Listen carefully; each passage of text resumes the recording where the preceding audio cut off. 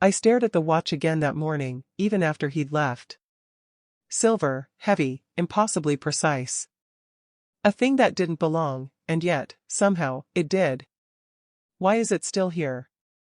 I asked myself. Is this a gift? A threat? Or just another reminder that he's already inside my life in ways I haven't admitted to? I tried to shove the thought aside and focus on work. Emails, schedules, conference calls, all the usual armor. But every time my gaze drifted toward the nightstand, my pulse skipped. My hand itched to move it, hide it, destroy it even. No. Don't touch it.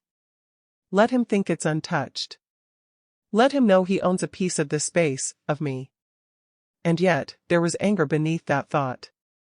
A stubborn, simmering streak that refused to be claimed so easily. I didn't ask for this. I didn't want this. I'm not his. The truth, the terrifying, undeniable truth, was that I wasn't sure where the line had blurred. That night on the bed. The silk. The oil. His hands everywhere, mapping me, marking me, claiming me without words. I remember every second of it. I touched my collarbone unconsciously, the spot where his mouth had lingered. A shiver ran through me, and I scolded myself internally. God, he knows me. He knows what gets under my skin. And somehow, I let him. The day dragged. My apartment felt emptier than usual, yet every corner still smelled of him, faintly, impossibly, lingering like he hadn't really left. Is this obsession? Or is it attachment? No. It's a warning. A demonstration of what I'll become if I let him in too far. By evening, I was pacing. I couldn't stay away from the nightstand. I wanted to move the watch, to push it into a drawer and forget it existed. But I didn't. Because if I move it, I admit that he matters. That he has this effect on me. I sank into the sofa, head in hands. My thoughts swirled with dangerous clarity. He doesn't just want me. He wants control. He wants me aware of it. And every time I think I'm reclaiming a little space, he shows me I never really had it. My phone buzzed. A text. Still tense? I didn't answer. I didn't need to. I already knew he'd been watching, waiting. I was learning, slowly, that trying to push back only drew him closer. That the longer I resisted, the sharper the pull became. I'm already tangled in him, I thought. And I haven't even said yes. By the time the lights dimmed outside my windows, I understood the truth. He wasn't going anywhere. Not the watch. Not the apartment. Not my mind. Not my pulse. And somehow, I was starting to understand. I didn't entirely want him to. I woke with a plan. Not a foolproof, genius-level strategy, but a start. Today, I would reclaim a little of myself. A little space. I wouldn't reply to his texts. I wouldn't look at the watch. I would act as if I owned my apartment entirely, because, in theory, I did. I started with the watch. Carefully, deliberately, I lifted it from the nightstand. I held it in my palm, feeling its weight, imagining what it represented. Then, as if performing a ritual of independence, I slid it into the bottom drawer of my dresser.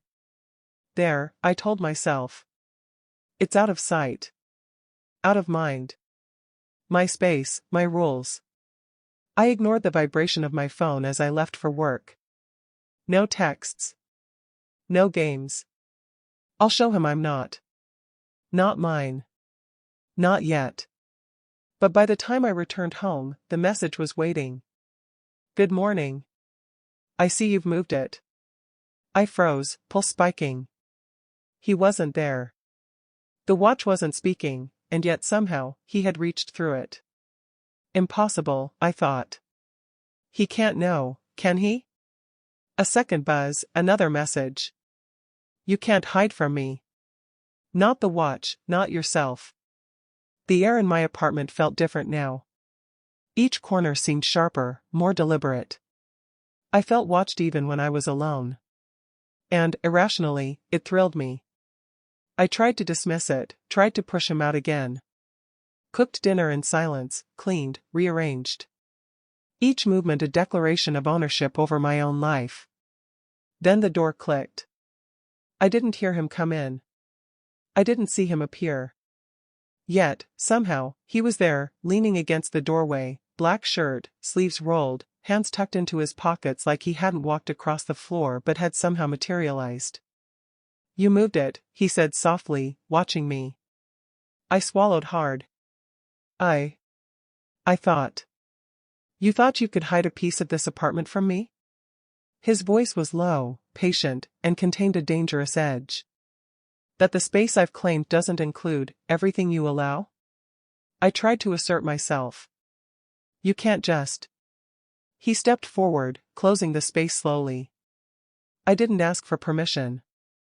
There it is again, I realized, heart hammering. The way he owns this space. This presence. Me. Before I could respond, he reached past me, opening the drawer. The watch rested exactly where I had left it. He picked it up, weighed it in his hand, and set it back on the nightstand, deliberately, a silent claim. You see, he murmured, I don't need permission. Not for this. Not for you. I wanted to shout. I wanted to push him away. Instead, I froze, caught in the gravity of his certainty, the inevitability in his gaze. And I understood, with a terrifying clarity, that I was already inside the orbit he controlled. The line I thought I had drawn wasn't a line at all. It was sand, shifting under the weight of him. And no matter how I tried to step back, he had already planted his footprint. He didn't leave. Not right away. He lingered, leaning on the edge of my counter, watching me move as if my steps were a private performance. Every time I passed him, his hand brushed my waist, a barely there touch, but heavy with meaning. You're not staying, I told him, more to myself than to him. He only smiled, slow and knowing, like someone who'd already heard the end of the story. When I set my plate in the sink, his hand came to the small of my back, guiding me, not pushing, not forcing, but making it feel inevitable, toward the bedroom. I said I'm not. You said that last time, he murmured. I should have moved away. Instead, I felt my pulse trip over itself as his fingers found the knot at the waist of my robe, loosening it with the same calm precision he'd used when placing that damn watch on my nightstand. He didn't kiss me at first. He just looked, like a man reacquainting himself with something he already owned. And when he finally touched me, it wasn't hurried, it was possession in motion, each movement steady, unshaken by my protests. Every time I caught my breath, he took it again. Every place his mouth claimed left me softer, less able to remember why I'd decided to fight. By the time my back hit the mattress, I knew I'd lost. Not because he took, but because I gave, again. And it burned, that knowledge, even as my body arched into him. Somewhere between his hands on my hips and his voice in my ear, I stopped caring about the watch, the texts, the lines I swore I'd never let blur. And when it was over, and my skin still hummed with him, I hated myself for the part of me that already wanted more. Morning. I woke to pale light, to the steady rhythm of his breathing. He was asleep beside me, one arm heavy across my waist, the kind of weight I'd spent my whole life learning to escape. My parents' voices rose unbidden in my head. My mother's soft insistence that a woman's place is beside a strong man. My father's warning that if you don't let a man lead, he'll find someone who will. I'd fought that my entire life. Dates without names. Lovers without claims. Always leaving first. And yet, here I was. Still. With the watch exactly where he'd left it. I told myself it was just a night. The truth was, I wasn't sure anymore. I lay there, trapped under the weight of his arm and the weight of my own thoughts. A single image flashed in my mind, a long dinner table from my childhood, silver cutlery, stiff smiles, my father's hand resting possessively on my mother's shoulder while she laughed too softly at a joke that wasn't funny. I remember swearing, right there, at 13, that I would never let a man hold me like that, as though I was part of his furniture. And yet, here I was, pinned in place by an arm that felt too much like a claim. I slid out from beneath him carefully, feet hitting the cold floor. The watch caught my eye again. Heavy. Still there. Exactly where he had set it, like a dare. In the kitchen, I poured coffee, my hand steady even though my pulse wasn't. I needed to leave before he woke. If I could walk out on my own terms, maybe I could trick myself into thinking I was still in control. The floor creaked behind me. You were going to sneak out? His voice was low, still thick with sleep, but there was no mistaking the edge underneath. I didn't turn. I have work. He came closer, bare feet silent against the floor. You keep pretending this is temporary. But you keep letting me back in. I gripped the coffee mug tighter. One night doesn't mean anything. His hand slid along my hip, fingers curling just enough to pull me back into his space. It means you're mine. Even when you fight it. Especially when you fight it. I should have moved. Instead, I stood there, breathing him in, hating that part of me wanted to lean back. And I knew, deep down, I would let him stay again. By evening, I'd convinced myself I wouldn't see him. Work had been relentless, and I'd stayed late on purpose, the kind of self-imposed exile that made my apartment feel like neutral ground again. No watch. No shadow of him in the corners. So when the maitre d' at my favorite little wine bar said, "Your table is ready," I almost corrected him. I hadn't made a reservation. Then I saw him.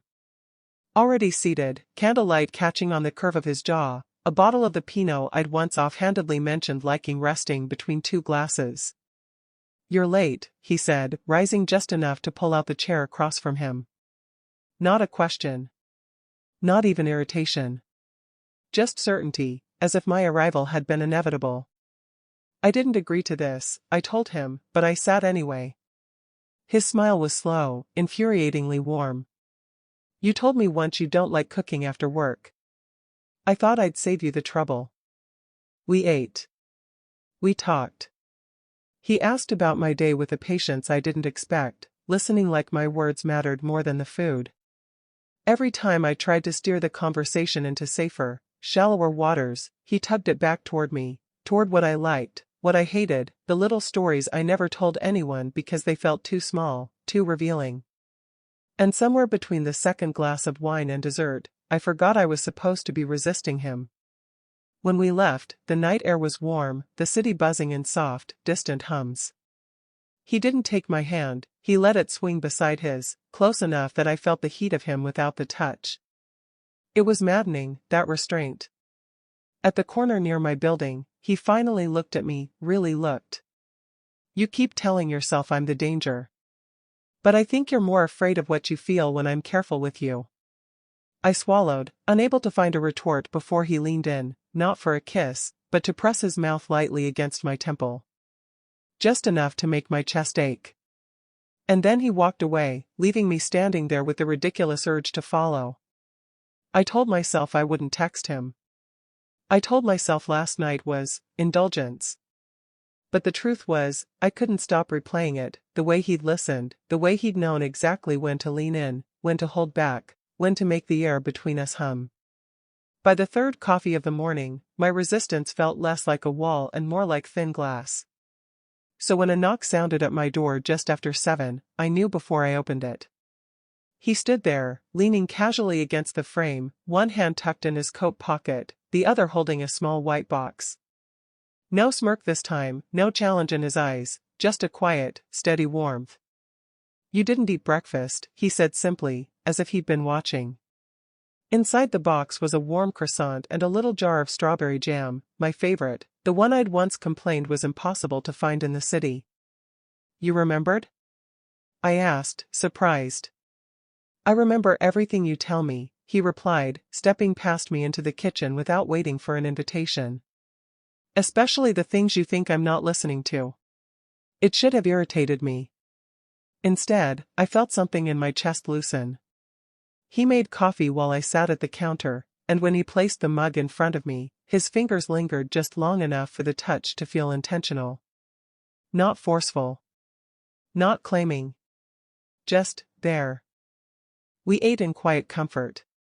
And then, when I thought he might leave, he came around behind me, his hands settling on my shoulders. Too tense, he murmured, his thumbs working slow, careful circles into my muscles. A sound escaped me before I could stop it, low, involuntary. I should have pulled away. I didn't. Instead, I let myself lean back into him, the heat of his body, the steady rhythm of his hands. And in that moment, I realized I wasn't fighting anymore. Not because he'd taken something from me. Because he'd given me something I didn't even know I missed, the feeling of being seen, cared for, without asking. When he kissed the side of my neck, slow and certain, I didn't stop him. I didn't want to. The rest of the day felt different.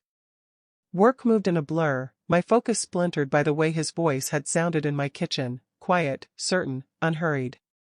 The warmth of his hands on my shoulders kept finding its way back to me, like a song I couldn't shake. Every now and then, I'd catch myself smiling at nothing. Then I'd remember who it was I was thinking about and force my face back into neutrality. I told myself I wouldn't answer if he called. I told myself I wouldn't check my phone. But by late afternoon, when his name lit the screen, I didn't hesitate. Dinner, was all he said. Not a question. A statement. I almost said no. Almost. Instead, I heard myself asking, where? Not where, he replied. Who? When I stepped into the restaurant later that evening, the air was warm with the scent of rosemary and garlic. He was already there, a table tucked into the far corner, candlelight drawing sharp lines along his cheekbones. He stood as I approached, brushing a kiss across my temple before I could protest. Not rushed, not rough, deliberate, like a man greeting someone he'd already decided was his. We ate slowly, conversation slipping easily between teasing and tenderness. He listened with that same patient focus, asking questions that made me feel, not interrogated, but unwrapped. Seen. After dinner, he didn't suggest a walk or a drink. He simply took my hand, leading me out into the cool night like it was the most natural thing in the world. When we reached my door, I thought he might just leave me there. Instead, he stepped inside without hesitation, shedding his coat and moving through my apartment as if it were already familiar. "You've been quiet tonight," he said, leaning against the counter, watching me. "I've been thinking." "About leaving?" His mouth curved slightly, not unkind. "About staying," I admitted before I could stop myself. Something shifted in his gaze, softer, but no less certain. He closed the distance between us, his hand finding mine, his thumb brushing over my knuckles. "Then stay." And when he kissed me, it wasn't a claim this time. It was an invitation. The kiss deepened slowly, like he was giving me every chance to pull away. I didn't. His hands moved to my waist, warm and steady, drawing me closer until I could feel the measured rise and fall of his breathing against mine. There was no rush, no demand, just a quiet certainty that we were already past the point of pretending. When his mouth left mine, it was only to trail along my jaw, down the line of my throat. I felt the heat in each unhurried press of his lips, in the way his fingers skimmed the small of my back before settling at my hip, holding me there as if anchoring me. "You don't have to fight me tonight," he murmured, the words almost lost against my skin. I exhaled, something between a surrender and a confession. "I'm not." He smiled then, not the sharp, knowing curve I'd grown used to, but something quieter. Softer. His thumb brushed just beneath the edge of my shirt, and when I didn't resist, he lifted the fabric slowly, as though unwrapping a gift he wanted to savor. Every touch was deliberate, threaded with care that made my chest ache more than my pulse quicken. He guided me to the couch, settling me across his lap as though he needed me close, not conquered, but kept. His hands traced the lines of my back, memorizing rather than claiming, his mouth finding mine again between murmured words I didn't entirely catch but felt in the way they sank into me. When I finally leaned into him fully, letting the last of my weight rest against him, something unspoken shifted. It wasn't about winning anymore. It wasn't about losing either. It was about the way my body moved without hesitation under his touch, the way his arms closed around me like they'd always known the shape I'd make. And later, when the air between us was warm with both our breathing and the slow, aching rhythm we'd found together, I realized the truth. This wasn't him taking me. This was me choosing to stay. I woke before him. The room was still, the early light spilling across the floor in pale ribbons. His arm was draped over my waist, not heavy this time, just there, a quiet weight that felt less like possession and more like belonging. For a moment, I didn't move.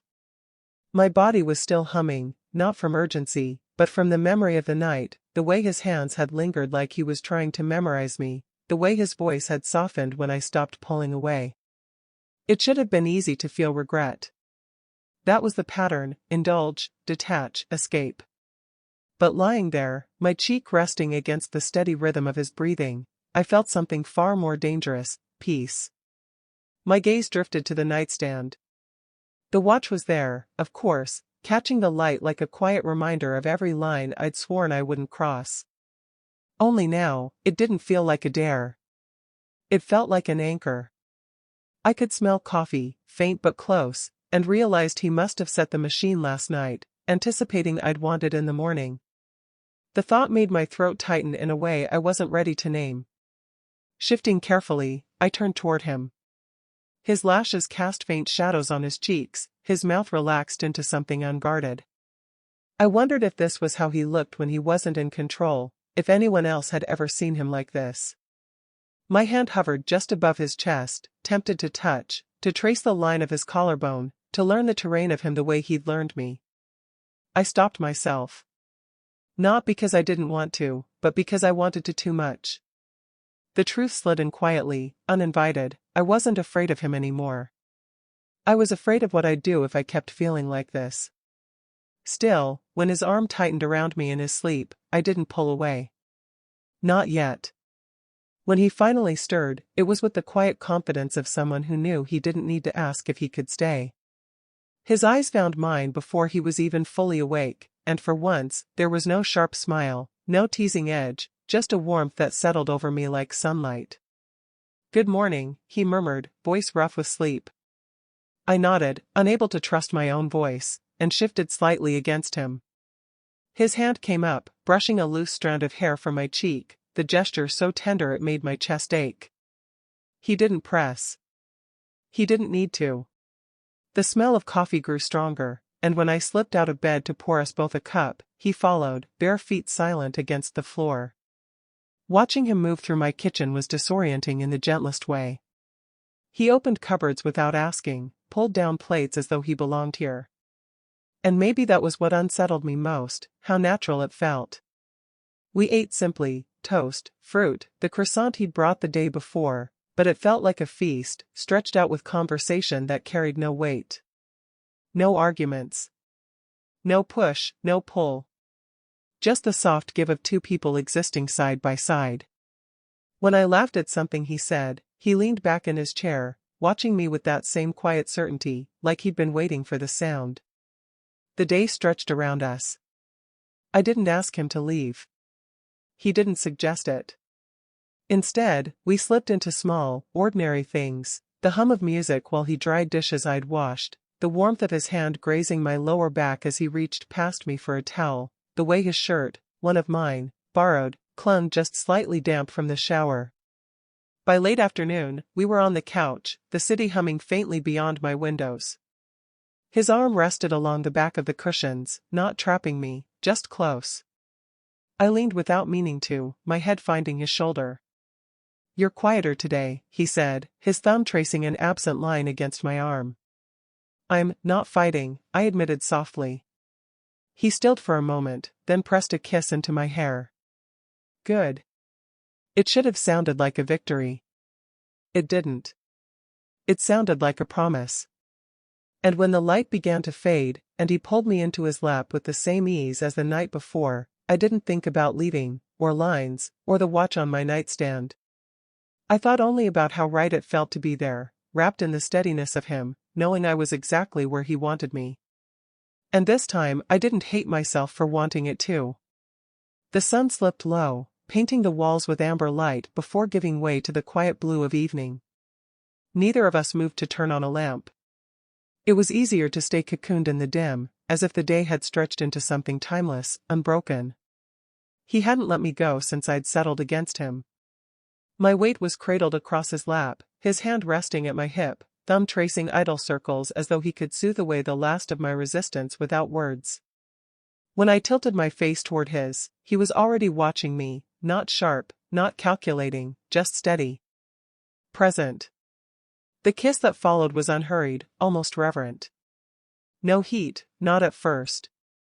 Just the press of mouths learning the shape of each other again, slower this time, less like conquest and more like discovery. His hand slid beneath the hem of my shirt, the touch feather-light, waiting. I didn't flinch. I didn't hesitate. I lifted my arms, and he drew the fabric over my head in one smooth motion, laying it aside as if it mattered, though his gaze never left mine. "You're sure?" he asked quietly. It wasn't the question that startled me. It was the way he asked, not assuming, not demanding. As if my answer would decide everything. I nodded. "I'm sure." Something in him shifted then, not fierceness, not restraint, but a tenderness so raw it made my breath catch. He guided me back against the cushions, his body covering mine in a slow, deliberate press, his lips tracing from my temple down to the hollow of my throat. Every movement was careful, measured. His hands explored as if he had all the time in the world, mapping the planes of me not with hunger, but with reverence. And somehow, that undid me more than any demand could have. When he finally entered me, it wasn't with the urgency of the first night. It was steady, slow, each thrust sinking to the rhythm of our breathing until I couldn't tell where his ended and mine began. I clung to him, not in defiance this time, but in need. His name slipped past my lips like a prayer, unbidden, and his mouth found mine again, swallowing the sound as though he wanted to keep it. The world narrowed to the heat of him, the weight of him, the impossible gentleness of being held and claimed in the same breath. And when I came undone beneath him, it wasn't with a fight. It was with a surrender so complete it felt like flight. Afterward, he stayed pressed against me, his forehead resting against mine, our breaths tangled. Neither of us spoke. Neither of us needed to. For the first time, I didn't feel like I was losing myself. I felt like I was finally being found. The morning came easier than I expected. No regret. No panic. Just the strange steadiness of waking to the scent of coffee and the quiet press of his lips against my shoulder before he left me tangled in sheets. By the time I reached the office, I had convinced myself to bury the memory of last night beneath work. Numbers, contracts, negotiations, these were the places I knew how to keep myself safe. Except nothing felt quite the same. I was halfway through emails when my phone lit up with a name I'd been chasing for months. A client who had brushed me off, ignored proposals, dodged every attempt at securing a meeting. My breath caught before I answered. "Good morning," the voice drawled. "I've been thinking. Why don't we finalize that deal? You tell me when and where, and I'll be there with the paperwork." I froze. For a heartbeat, I couldn't even string words together. The deal. The one that had kept me working late nights, making endless calls, eating rejection like it was part of my salary. And now, suddenly, the door had swung wide open. I managed to give an answer, set a time, keep my voice even. When I hung up, my hands were shaking. Because I remembered last night. The way I'd sighed against him, confessing my frustration. "It's a dead end," I'd muttered. "He'll never sign with us. I've wasted months." And he'd looked at me with that infuriating calm, kissed the corner of my mouth, and said, "Then I'll handle it." At the time, I thought it was bravado. A line. But now the client was calling me. I stared at my phone, the pieces clicking into place with a chill that slid down my spine. He had done this. Somehow, some way, he had moved the unmovable. And the worst part? I didn't know whether to feel grateful or terrified. When I got home that evening, he was already there. As if he'd been waiting. He didn't ask about my day. He didn't need to. He just handed me a glass of wine, eyes glinting with quiet satisfaction. The glass of wine was cool in my hand, but his eyes were warmer, watching me too closely, too knowingly. I told you I'd handle it, he said, like it was the most natural thing in the world. I sipped, buying time. You didn't just handle it. You moved him. A man who's ignored every call, every meeting, every email, suddenly he's begging for a signature. He shrugged, casual. Some doors need the right key. And you had it? I asked, narrowing my eyes. I always do. The arrogance should have infuriated me. And it did, but not cleanly. It tangled with something darker, sharper, a thrill I hated myself for feeling. Because beneath the irritation was awe. The kind of awe that made me wonder just how many invisible strings he could pull. I set the glass down, harder than I meant to. That's my work. My deal. My client. You don't just step into my world and rearrange it. His lips curved, but there was no humor in it. Your world? He leaned in, close enough that his voice slid beneath my skin. You let me in the second you told me what was breaking you. You wanted it fixed. I fixed it. My breath caught. He wasn't wrong. And that was what terrified me. I pushed back, standing, needing the distance. You can't just decide for me. That's not how this works. He rose too, unhurried, like a shadow stretching taller with the fading light. You think I don't know that? You think I don't see the fight in you every time you look at me? You want control, you cling to it like it's armor. But part of you, his gaze flicked over me, sharp and relentless. Part of you craves what it feels like to let go. Even here. Especially here. His words hit harder than they should have, because they rang too close to truth. My chest felt tight, my pulse loud in my ears. I hated that he could reach inside me and name the things I hadn't dared admit to myself. I hated that part of me wanted to let him. You don't get to rewrite my life, I said, but the words came out thinner, weaker, than I intended. He stepped closer, not touching me, just letting the air hum between us. I'm not rewriting it. I'm showing you how much bigger it can be. The silence stretched, heavy, charged. I should have thrown him out. Instead, I found myself trembling, not from fear, not entirely. But from the sharp, dangerous thrill of standing at the edge of something I couldn't control. And when he finally touched my chin, tilting my face up to his, I realized with a jolt that the most terrifying part wasn't his power. It was how much I wanted to let him use it on me. The next morning, I expected space. I thought he would vanish like before, leaving only the faint trace of him on my sheets and the lingering memory of his words. Instead, when I padded into the kitchen, he was there. Shirt sleeves rolled up, pan already sizzling. You cook? I asked, still groggy, still trying to piece together why he hadn't left. He glanced over his shoulder with an easy smirk. I do many things you don't expect. On the counter sat fresh bread, berries, and a small bouquet in a jar, daisies, of all things. Unpolished, ordinary. The kind of flowers you didn't send to impress, but to soften. I didn't ask for this, I murmured, watching him slide eggs onto a plate. No, he said simply, setting the dish in front of me, but you need it. That quiet certainty left me more undone than any kiss. I sat, half expecting the food to taste foreign, intrusive. But it didn't. It tasted like warmth, like a morning I'd never given myself permission to have. He didn't push conversation while I ate. He didn't crowd me. Just sat opposite, sipping his coffee, watching me with that steady gaze that made me feel both seen and exposed. When I finished, he reached over and brushed a crumb from the corner of my mouth with his thumb. The gesture was so small, so intimate, my throat tightened. I wasn't used to this. Men had bought me dinners before. Sent flowers. But this was different. Not grand, not performative. Just him slipping seamlessly into my morning like he belonged there. And that was terrifying. Later, When I moved to grab my laptop, he was already there, pulling it toward him. "What's your schedule today?" "I can handle it," I said quickly, reaching for it. His hand stilled mine. "I know you can. But you don't have to.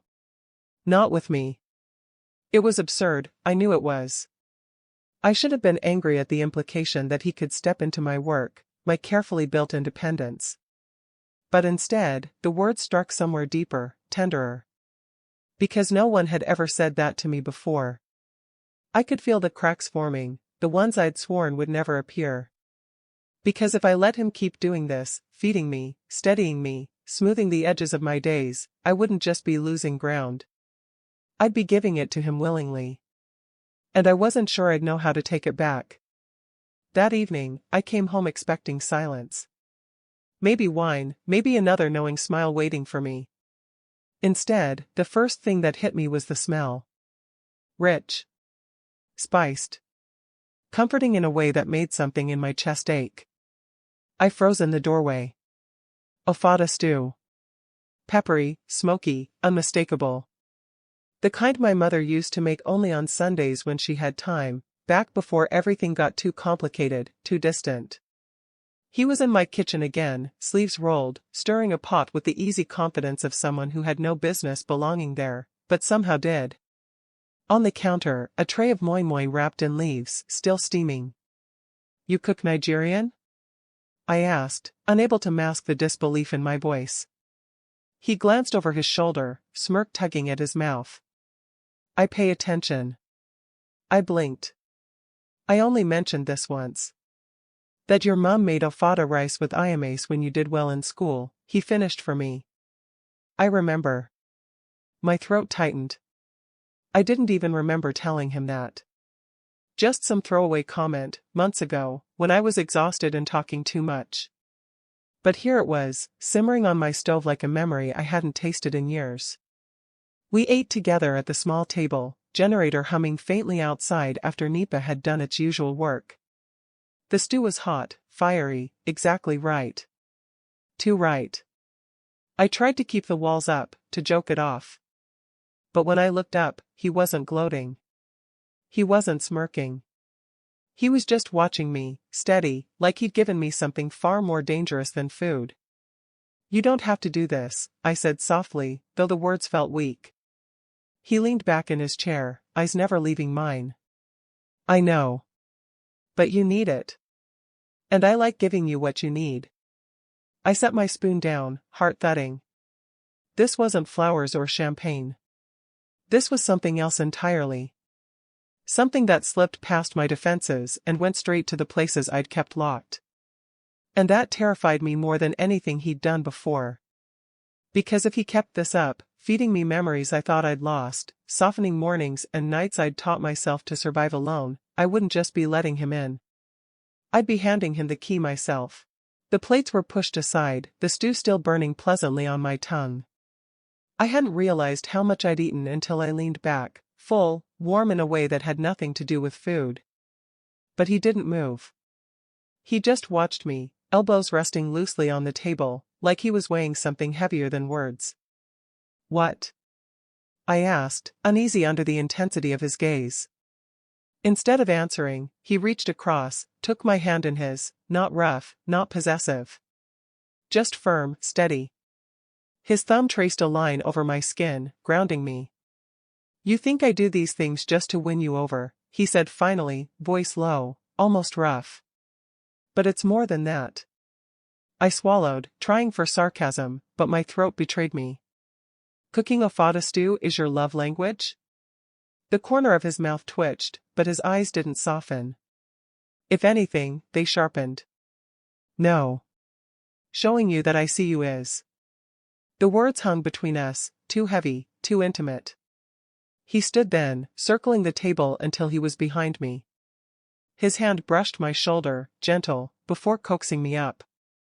I followed without thinking, breath caught.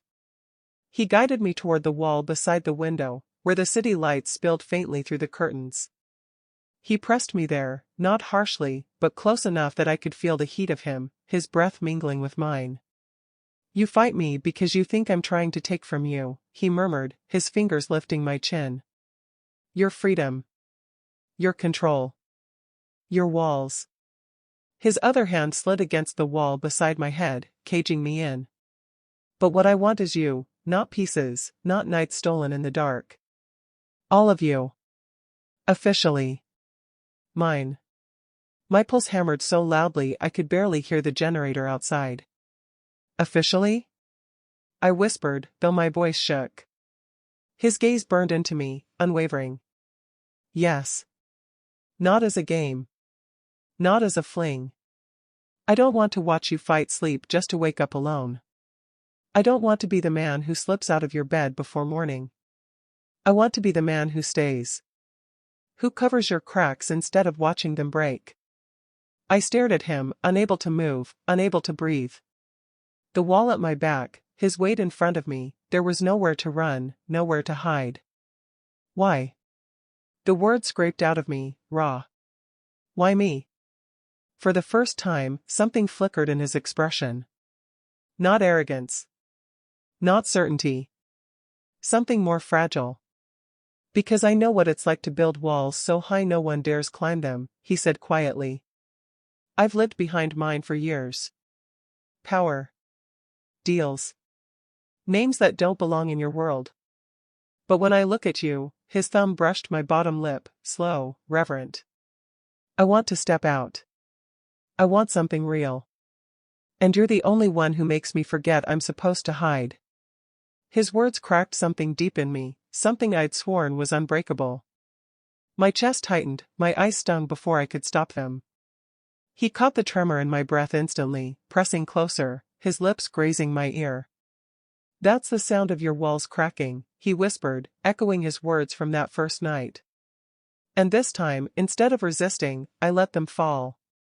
I wrapped my arms around him, not in surrender, but in a choice. Because for the first time, I wasn't just giving in to him. I was letting him in. That night, I didn't stop him.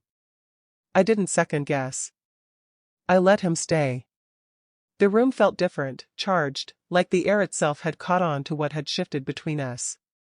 He touched me like a man certain of his place, unhurried, deliberate, every kiss deepening the truth I could no longer fight.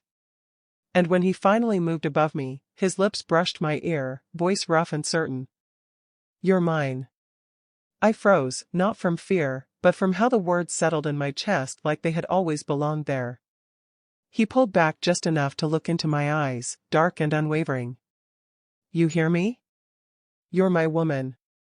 The way he said it, not a question, not a plea, but a vow and a claim in one breath, stole the ground beneath me. Something inside me cracked open.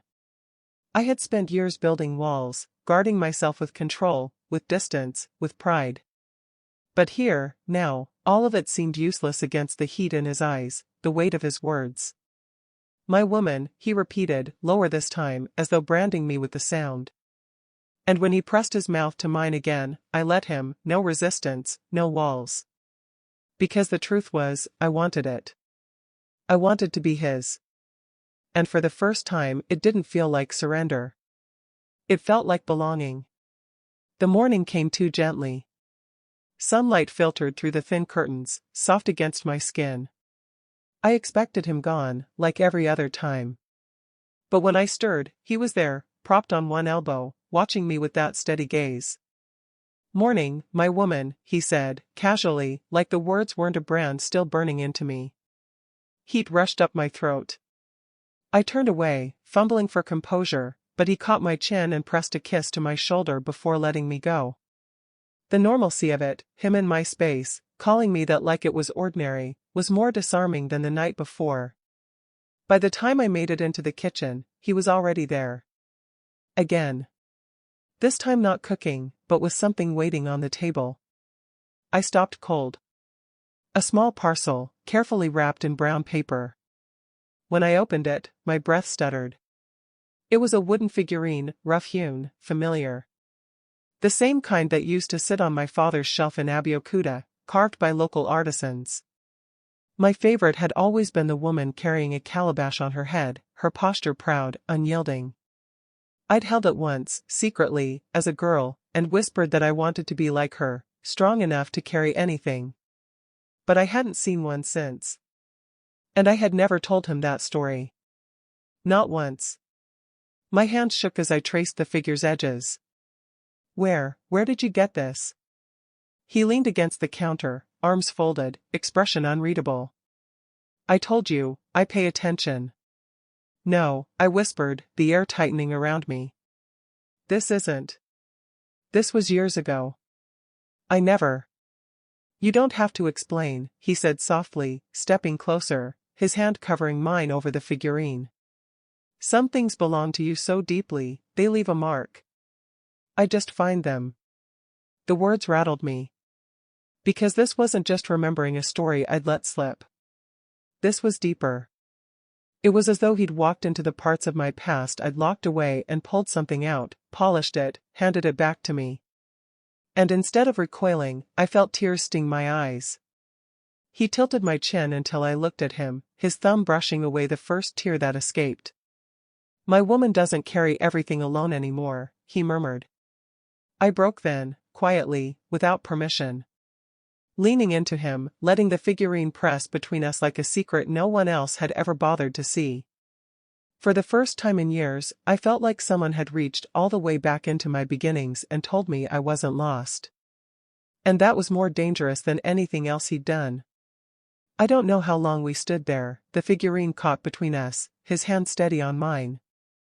Long enough for my breathing to calm, long enough for the ache in my chest to settle into something almost bearable. Then my phone rang. Unknown number. I almost ignored it, I'd grown used to letting silence shield me from anything that smelled of the past. But something in me hesitated. I picked up. Hello? For a moment, nothing. Then, a voice I hadn't heard in 10 years. Amara? The air thinned. My knees buckled, and I gripped the counter hard. I knew that voice. Knew it from years of dinner table lessons and clipped encouragements and disappointments I could never scrub away. Daddy? I whispered. I felt him stiffen behind me, the man who had just called me my woman. His hand came to rest at my lower back, silent, steady, as if he knew I was seconds from falling apart. On the other end, my father exhaled shakily. Amara, it's been too long. Your mother and we've been trying to reach you. My heart was a riot. I hadn't heard their names, hadn't let myself think of Banana Island, of Obina, of Mama's rules, of all those boys I'd been paraded before, in a decade. And now, out of nowhere, here he was. Why now? My voice came out sharper than I meant. It's been 10 years. There was a pause. Then Mama's voice slipped in, softer, but no less sharp-edged. Amara, please. Just listen. We need you to come home. My throat closed. Home. That word didn't belong to me anymore. Behind me, his thumb pressed into my spine, grounding me. He didn't speak, not yet, but his presence was a weight, a claim, a reminder that I wasn't the same girl they had groomed and discarded. I don't understand, I managed. You made it clear I was nothing but a failed bargain. You let me go. Mama's voice wavered. For the first time, I thought I heard something like regret. We were wrong, Amara. Things are not the same now. Your father's health, the business. My father cut in, his tone low, urgent. We need you, Amara. Please. Come home. The line crackled with silence after that. And in that silence, two things became painfully clear. One, my parents weren't just reaching out to mend old wounds. They needed something from me. And two, the man behind me, the one who had just branded me my woman, heard every word. My grip tightened on the phone. No, I said, though my voice trembled. You don't get to say that. You don't get to need me now, after 10 years of silence. After you made me feel like I was broken goods. Amara, Daddy began, but I cut him off. You paraded me in front of boys like a prize goat at auction. You struck names off lists when they didn't want me. You let that stupid rumor define me. And when I left, not once, did you look for me. So why now? Mama's breath hitched through the line. We thought you'd come back on your own. You're still our daughter. Her words sliced deeper than I expected. Still our daughter. I wanted to laugh. To scream. To tell her that their daughter died the night she packed her bags and left. But my throat was thick, my chest heavy. Don't call me that, I whispered. Not when it's convenient. Behind me, his hand slid higher on my back, firm, steady. He didn't speak, but the heat of his presence said everything. You're not alone in this anymore. On the other end, my father coughed, ragged, older. Amara, I'm sick. The business, it's crumbling. We need you. The silence after that was brutal. I didn't answer. I couldn't. Finally, I said, voice flat, I'll think about it. And before either of them could plead again, I hung up. The phone slid from my hand onto the counter. I stood there, shaking, the old hurt clawing at me like a ghost I thought I'd buried. Then his voice broke through, low and rough against my ear. My woman doesn't break for anyone. Not even them. I turned to him then, tears threatening again, but this time, not just from pain. From the terrifying truth of how much I needed his strength to keep standing. His words wrapped around me, a shield and a chain all at once. My woman doesn't break for anyone. Not even them. My lips parted, but no words came. The way he said my woman, like it was fact, like it had always been true, made something inside me shudder. I tried to look away, to pretend I wasn't trembling, but his hand caught my chin and tilted it back to him. His eyes were steady, dark with a promise I wasn't ready for. They don't deserve your tears, he murmured, thumb brushing the damp trail on my cheek. They don't even deserve your anger. Let me carry that weight. My chest rose and fell in shallow bursts. You don't understand. You don't know. I know enough, he cut in, his voice like velvet wrapped around steel. I know they broke you. I know you survived it. And I know, he leaned closer, his breath hot against my skin, that you're mine now. They can't touch that. Something inside me cracked. All the walls I had built, all the fire I used to hold myself together, his words slipped through them like smoke, like they were never meant to be there at all. I should have pushed him away. I should have told him that belonging to anyone was the last thing I wanted. But when his lips brushed the shell of my ear, I only leaned closer, desperate for the anchor he offered. I can't go back, I whispered, almost to myself. Not to them. Not to that house. Not to who I was. His hand slid lower, pressing firm against the small of my back, pulling me flush against him. Then don't, he said. Stay here. With me. Forget them. My breath hitched. It's not that simple. He smiled against my cheek, a dangerous, knowing curve. It's exactly that simple. You think too much, Amara. Let me show you what happens when you stop. The words lingered between us like a dare. And I knew, in that moment, that I was already falling. His mouth found mine before I could think. 1 second, his words were hanging between us like a challenge, and the next, I was drowning in him, in the way his lips claimed mine with a certainty I had never known. It wasn't gentle. It wasn't careful. It was grounding. Each kiss pressed harder than the last, forcing my mind away from Banana Island, from marble halls and clipped voices, from the echo of "Come home, Amara." Here, there was only him. His hand tangling in my hair, the other locking me against him as if daring the world to try and take me away. My body betrayed me, answering before my thoughts caught up. I melted into him, the storm inside me breaking against the wall of his strength. The past didn't matter when his breath was in my lungs, when the rough scrape of his jaw burned my skin, when his voice growled into my mouth between kisses. Mine. I clung to him like a lifeline, because that's what he was. Right now, the only one keeping me from shattering. And for a while, it worked. The call, the ghosts, the ache of 10 years, they blurred into nothing but the feel of him, the dizzying truth that maybe, just maybe, I could let go. But later, long after his breathing had gone slow and steady beside me, the darkness pressed in. I lay awake, eyes wide, staring at the ceiling. His arm was heavy across my waist, his warmth steady, but my mind slipped away. Back to candlelit halls, to the sound of Mama's voice instructing me on which smiles to wear, to the laughter of boys who never stayed, to the night I packed my bags and walked away. And the cruelest memory of all, Albina's face the night I left. His promise to protect me echoing in my ears as I vanished without a goodbye. My throat tightened. My chest ached. The storm I had outrun for 10 years was back, whispering, clawing, reminding me that I hadn't escaped at all.